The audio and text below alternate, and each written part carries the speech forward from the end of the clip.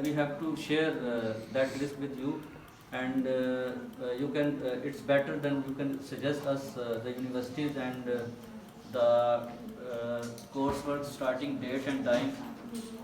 So we have to prepare all documentation and each and everything for the students. So it's better that we have prepared the list and share with you the all students course, what they done and what they want to be doing in done in Russia.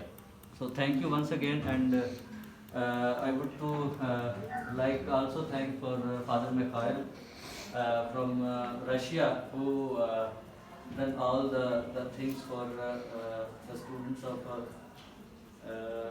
Pakistani Orthodox Christians, and also I see that other panelists who giving us such a good time and devotion for the Pakistani Christian Orthodox students. So thank you very much. Thank you.